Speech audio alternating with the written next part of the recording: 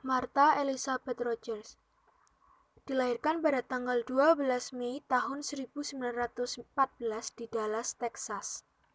Beliau memulai karir sarjananya ketika beliau masuk di Universitas Tennessee di Knoxville pada tahun itu. Pada tahun 1933, tepatnya pada bulan September, beliau masuk ke sekolah keperawatan di RSU Knoxville. Dan pada tahun 1936, beliau menerima gelar diploma keperawatan dan menerima gelar BS dari George Peabody College di Nashville pada tahun 1937. Pada tahun 1945, beliau mendapat gelar MA pada bidang pengawasan kesehatan masyarakat dari Fakultas Keguruan Universitas Columbia, New York. Secara resmi, beliau mengundurkan diri sebagai profesor dan kepala bagian keperawatan pada tahun 1975 setelah 21 tahun dalam pelayanan. Dan beliau meninggal pada tanggal 13 Maret 1994. Adapun teori Rogers yang menyatakan bahwa tujuan dari perawat adalah untuk meningkatkan kesehatan dan kesejahteraan untuk semua orang dimanapun mereka berada. Kesejahteraan dengan kesadaran berdasarkan pemahaman atas prinsip-prinsip hemodinamik, yaitu helisi, resonansi, dan integralitas. Yang pertama, integritas adalah proses berhubungan yang menguntungkan antar manusia dan lingkungannya secara berkesinambungan.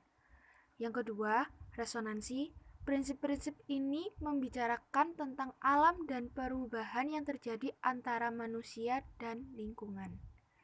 Yang ketiga, yaitu helisi.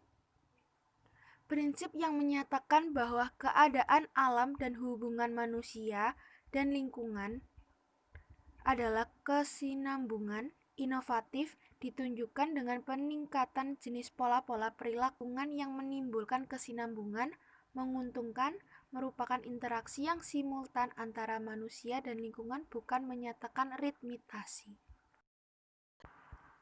Dasar teori Rogers adalah ilmu tentang asal-usul manusia dan alam semesta, seperti antropologi, sosiologi, agama, filosofi, perkembangan sejarah, dan mitologi. Teori Rogers berfokus pada proses kehidupan manusia secara utuh. Ilmu keperawatan adalah ilmu yang mempelajari manusia, alam, dan perkembangan manusia secara langsung. Asumsi dasar teori Rogers tentang manusia ada 5 sub. Yang pertama, manusia adalah kesatuan yang utuh. Yang kedua, manusia berinteraksi langsung dengan lingkungan di sekelilingnya. Yang ketiga, kehidupan setiap manusia adalah sesuatu yang unik. Keempat, perkembangan manusia dapat dinilai dari tingkah lakunya. Yang kelima, manusia diciptakan dengan karakteristik dan keunikan tersendiri.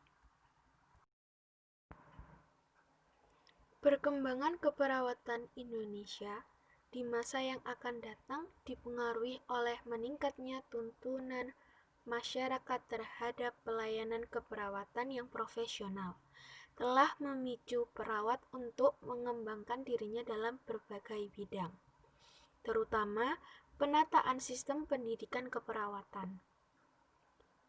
Oleh karena itu, profesi keperawatan dengan landasan yang kokoh perlu memperhatikan wawasan keilmuan, orientasi pendidikan, dan kerangka konsep pendidikan.